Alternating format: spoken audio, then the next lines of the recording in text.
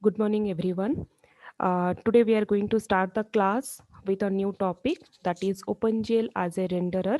And in the last class, if you have seen the last class, the PPT, we have completed till here OpenGL architecture. So this part we have completed in the last class, and I have told you that the question can come for 5 marks to explain the OpenGL architecture.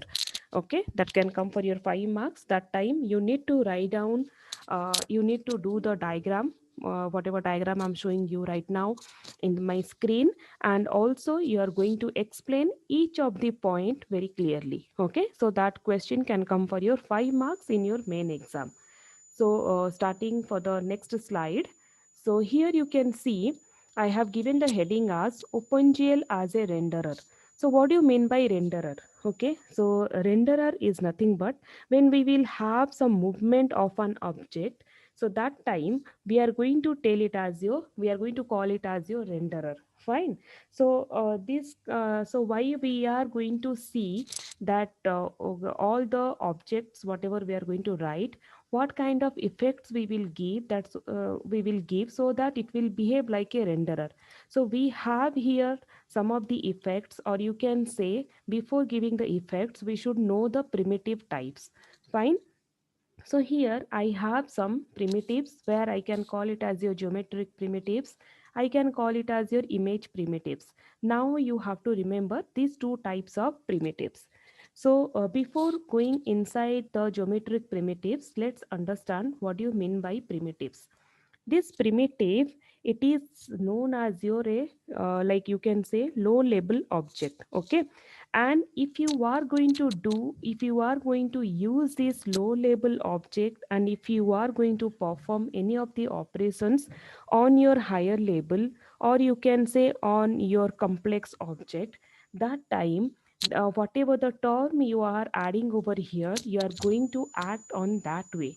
Suppose my primitives will be like geometric primitives, in the sense, suppose I have points, I have lines, I have polygons. Okay, so this kind of primitives if I'm going to use, so by using this geometrical primitive that is called point, I will be able to draw a point in my output screen. So if so I have to use this primitive, the name is like point.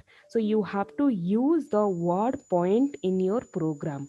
Similarly, you have to use the name lines whenever you are going to do the, whenever you are going to draw the line in your output screen. So these all are the some basic elements. By using all these things, geometric primitives and all, we can perform any of the basic operations. Okay, so we know that by using this we can perform the operations, but using these things where you are going to write, you have to use the programming language. What kind of programming language we have used to use these primitives? We have used dev C++, and where that dev C++ supports these primitives, and by using these primitives we were able to draw the points, the lines, or you can say any kind of your graphical graphical objects or graphical images. Fine.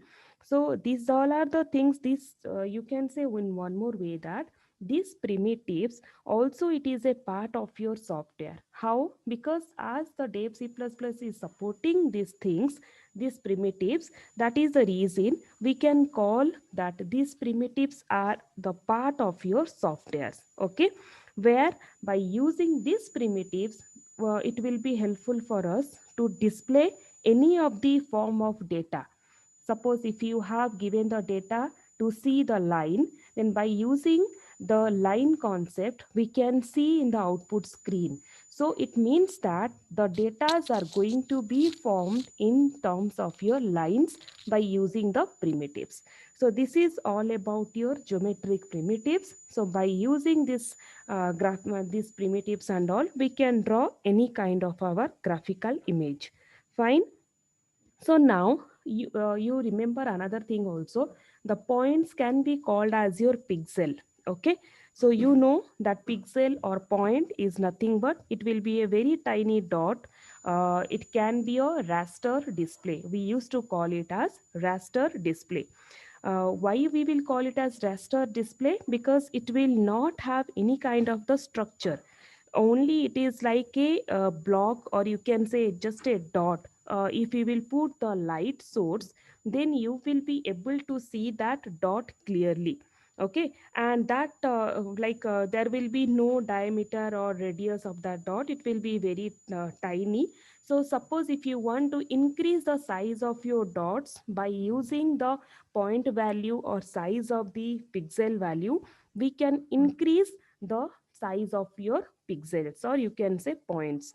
When we will increase the size or the value of your point, we used to call it is our pixel ratio. Okay, so how we are going to generate all these things? We have the algorithm that is called line generating algorithm. Okay, there are many variety of algorithms are there.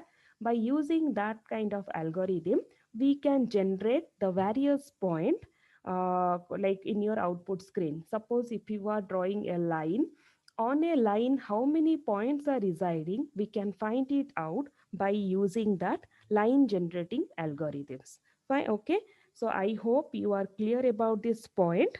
Now let's come to the lines, how exactly this primitive will work out. So we know that sometimes, like what do you mean by line? Line is nothing but it is a just line segment, or you can say, if I will take it as line, then both the ways the line can go ahead. Okay, it's just a straight line. So what it will constitute, it can have a number of like points on that, right? Otherwise you can say a number of pixels. So definitely this line will have some kind of your mathematical functions where it will be useful to draw a line. It can be from x to y, it can be from x to minus y or minus x, something like that, whatever the coordinate systems we are giving. So in that way, in different ways, we can form the lines. So that is the that's why we used to call this line as your structural method. Why we used to call it as structural method? Because if we are going to draw any kind of your line, then we have to give some conditions. What kind of conditions we are going to give? Suppose the line should go from 2 comma 3 to 4 comma 5. Suppose if I have given like suppose I'll just write it down. Suppose I have given one coordinate system, again I'm giving one more coordinate system. So what will happen? So my line should go from here to here. So I will have the endpoint system. Okay, that is the reason we used to give the conditions or the methods to find out where exactly the pixel is residing. So these all are my two pixels. If you want to find out what will be the next pixels inside that, we have the algorithms, and that kind of algorithms used to come for your exam. Some you can say like 5 marks, 8 marks. So that time you have to find it out the next exact points on a line. That is the meaning of your lines. Let's come to the polygons. What do you mean by polygons?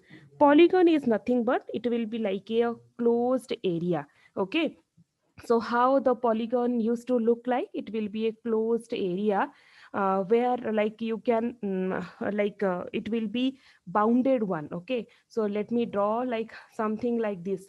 So you can say this is my polygon. So here what happened? It has been a closed area, but there will be no shape that how it looks like. It can be a curved line, but the thing is that it, and also if you want to fill the color inside this, then you can say that it is a solid polygon. Okay, so that kind of things are also there. But where you can but where this polygon will reside?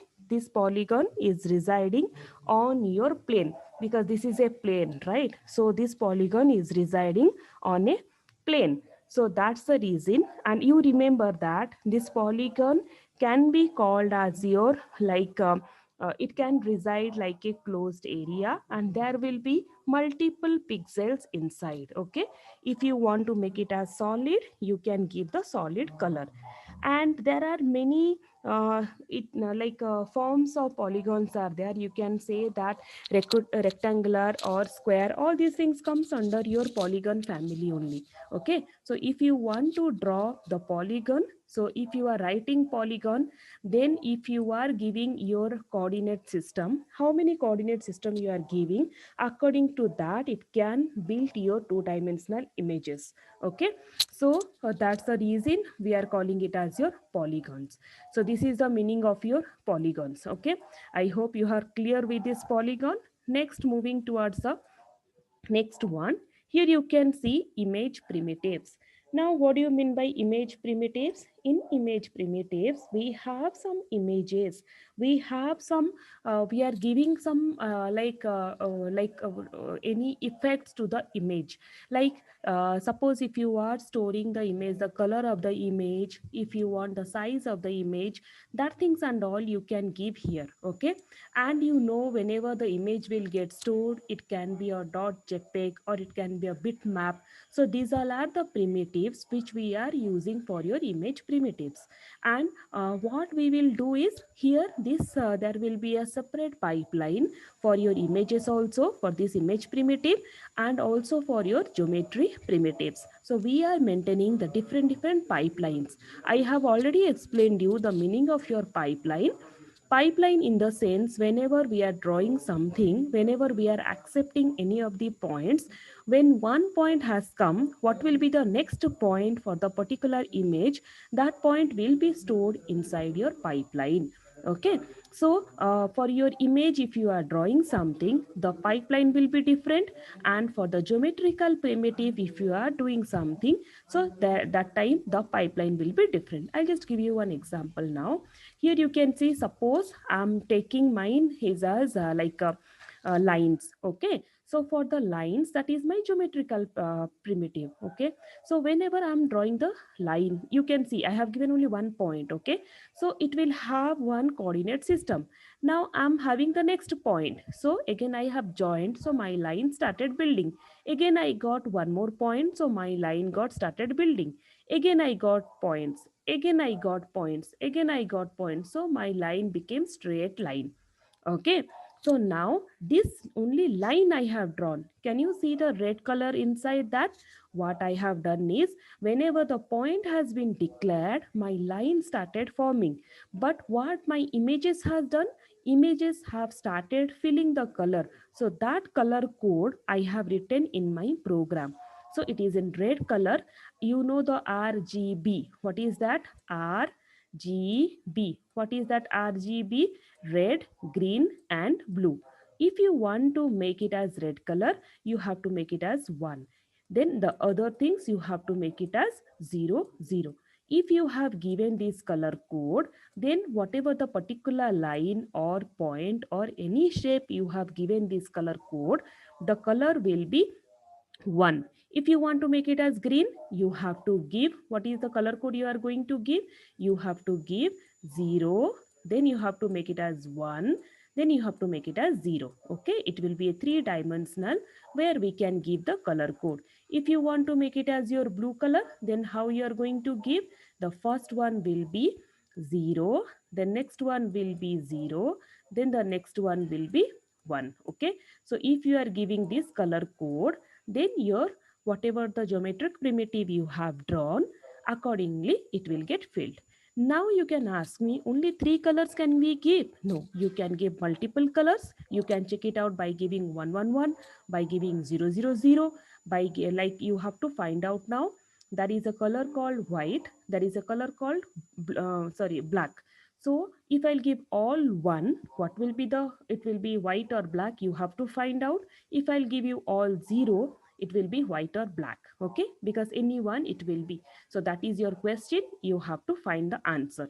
If you are giving here 110, there is a mixture of your red and green. Whatever the mixture will color code will come, it will give you that colors. Okay, so we have 256 variety colors, starts from 0 to 255. So by giving the random positions of this, you can generate the color codes. Okay, I hope I'm clear about these things and all, these color codes and all.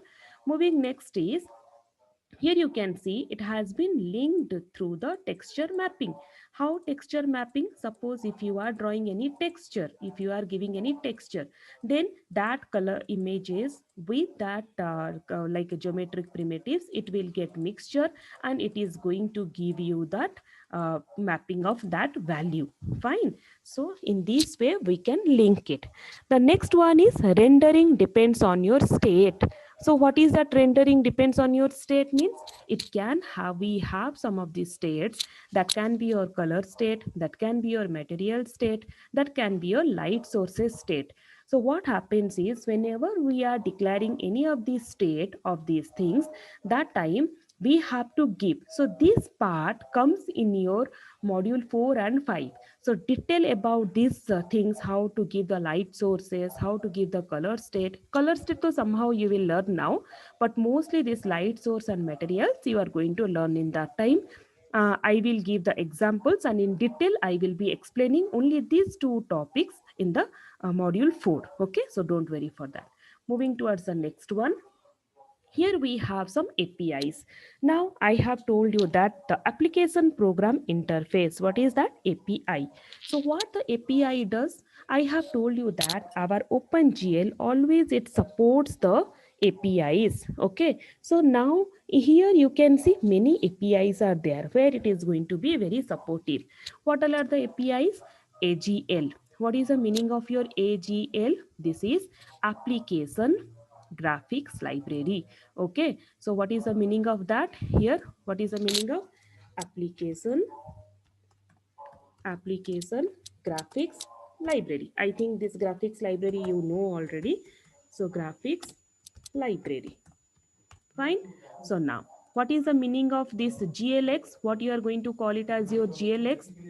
GLX in the sense there will be a extension of your you can say for the GLX. Okay, so extension of your, you have to write in this way, extension graphics library.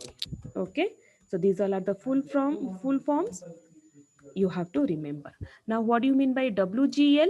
WGL in the sense that will be, I'm just writing it down here, window graphics library. Okay, so these all are the full forms of your AGL, GLX and WGL. You have to note it down. Next is what? Here this AGL, GLX and WGL, they all are the APIs which is going to support to your OpenGL. Fine, that you have to remember. So these things and all are going to support with your OpenGL, and all these things are this thing here you can see WGL. That's the reason here it has been written. It is also known as your windowing system. How we are going to use a windowing system? You can see my laptop now here. Okay, so here I can take this corner. Okay, I'll just draw this so that you can understand. uh, I hope these people, so I am just erasing it off. So now you can see here. Okay, let's take, this is my y-axis, this is my x-axis. Okay, so what will happen is whenever we are drawing any of the image in the system, the output, what we used to do is we used to start from this corner. This one will be our center position. Okay, so I have to give my window size. So how I'm going to give my window size? Normally I used to give my window size as 500 comma 500. Okay, these things you have to write it in the program. So I'm writing it in the program, the windowing system, how much I'm going to keep it. Okay, these all are my x-axis and y-axis. So in that way, considering this one as my center point, the x-axis will divide this side as 500 and this side also 500. So this is going to be divided in 500 pixel size, that you remember. But it is not constant. If you want to change the value of this, you can change it to 1000 comma 1000. Okay, so if my point supposed to come here, then your 1000 comma 1000 means maybe it can come here.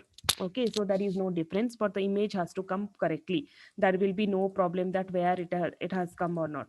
Fine. So in this way you have to give your windowing system the axis so that your program will understand that how you are going to give it. Fine. So this is about your windowing system.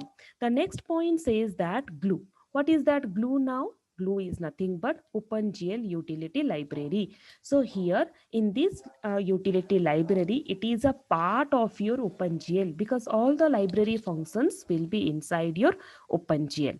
And by using these things, we have many variety effects. You can see, you do now these words are very new for you, but if you will see how the object looks like, it will be very interesting. The knobs, the tesselators, the quadric shapes, have you seen somewhere like a net kind of images? Okay. So suppose if I will I cannot, I'll just try to draw now. Suppose I'm just drawing one circle here. Suppose I'm giving like this, okay, the net kind of things fully completely, then I will give like this.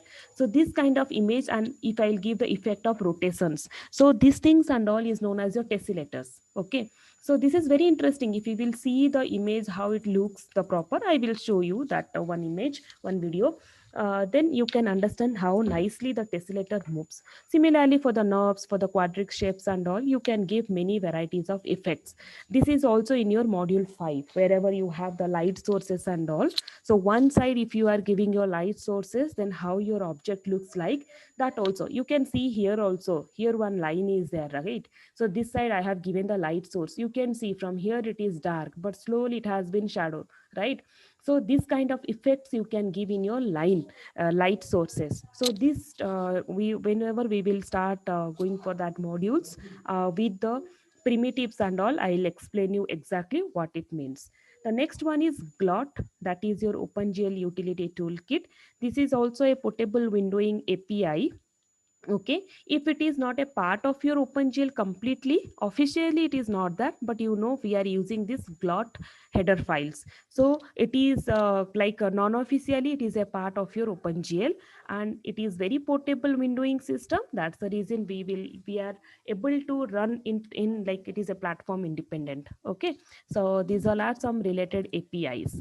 So now whatever I have discussed with your application programs, all the interfaces and all, that architecture, this is how it is started. So this is my application program, and this is my software or hardware things. Fine. So here what happens is I have my Windows operating systems are here this side. This is my graphics library. So inside graphics library I have the utility. Inside that I have the glut, where utility toolkit. This utility toolkit is connected indirectly with this graphics library. Like you can see, first we had the graphics library, then some utility we added up, then again we added up some toolkit. Now by using this toolkit we are extended. Okay, so we will have some widgets here, and here we are going to use this application, sorry, Apple graphics library, Windows graphics library on your windowing system. Fine. So in this way the application program has been connected from your software to hardware by using this glot architecture. Moving towards the next one, I have some preliminaries which already we have started with the last class program. We have some header files. These header files you have to use. So how to write that? You can write hash include gl/gl.h. This one will be small letter. It is case sensitive. This one will be your capital. Also you can have hash include glue.h. Also you can have glot.h. Okay. So these all are your header files. And we will have some libraries because as you know, this is graphics library. So definitely it will have some library functions. Next, we will have some enumerator types where it has to define some types of your compatibility. If you are using int, we cannot write directly int. We have to use gl int. This is the primitives, okay, to use the integer types of data. See, and gl will be capital. And suppose if you are using floating types, you have to use gl float. Similarly for gl double, gl enum, just you have to add the gl, and the rest of the words letters will be small letter. So these are some preliminaries. Next, you can see here What do you mean by this? You can call it as your OpenGL or glue or glot or glue. Now what do you mean by this? This I is nothing but it is a interface, and the other full forms already you know. This is just a interface. Now which version latest we are using? Version 2.1. It we are using this one, that time latest, like first started off. So it was a core library which was platform independent. Okay, so version 2.1 was a platform independent. Okay, so now what is the version of your glot? But we have used a version 5.11, right? So in that is also a auxiliary library which will handle all the creations of your Windows operating system calls. So how, what is that operating system calls? You can give some of the interface call by using through your program primitives. It can be your mouse buttons, it can be your movement, it can be your keyboards. If you want to move your object by using your keyboard arrow keys, then how you are playing the games. Okay, in the same way, if you want to use this keyboard arrow mark, then you have to use the system call or as your keyboard. If you want to use as mouse buttons, then you have to that also use. Left side button, what activity it will do, right side button, what activity it will do, which side it will move, everything you have to write clearly in your program.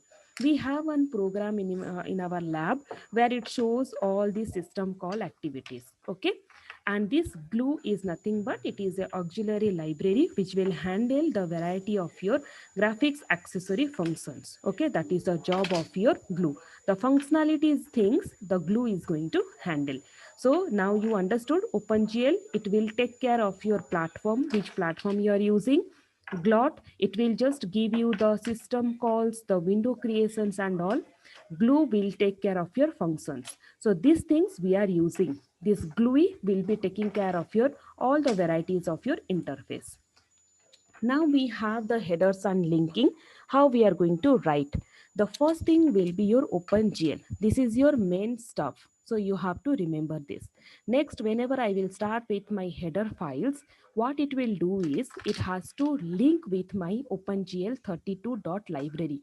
If possible, please note it down. These all are your Viva question. This slide and my next slide is very important. Okay. So this is the OpenGL where we can store all the main functions. Okay. And whenever I will start writing my header file, it will just link to the OpenGL library. I hope you have written in our last program. I have given you the project parameters. Then I have told you that you have to add some linkers. So whatever the linkers we have added, one kind of linker we have added as your OpenGL 32. That is nothing but this is your library. Okay, so which we are linking with our PC. And this through this, it will be one implementation where we are going to start with our program. And this glue will handle your all the varieties of auxiliary functions. So so if you are writing glue.h, then definitely it will link to your glue32 library of your PC. So whatever header files you are writing, accordingly it will link to your PC the same library.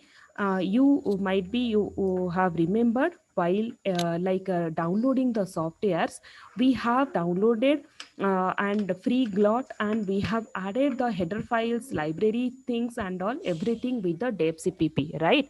We have given the linking, and lastly we gave the linking with our PC, that is the .dll files, right?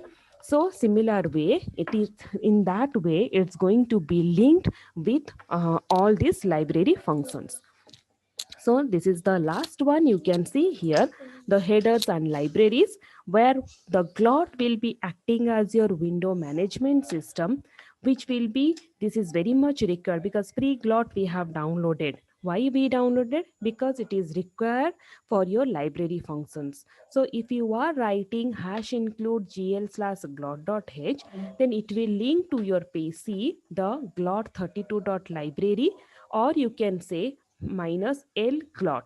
Okay, that can be also applicable for your Unix environment anywhere, because it is platform independent. You can write down, it depends on your system configurations. So according to your system configuration, it will accept the linker values. And suppose if you don't want to use the GLOT, you can use a GLX also or WGL also. So with this, I will just wind up our today's class, where we have seen that all the headers, linkers, libraries, primitives, geometric primitives, image primitives, and everything. Okay, so one or two questions from today's class you might get to explain all the varieties of your architecture and the primitives in detail, how to connect the headers, linkers, and libraries. Fine, it can come for your 7 marks of question. So I hope you people have understood this. Thank you.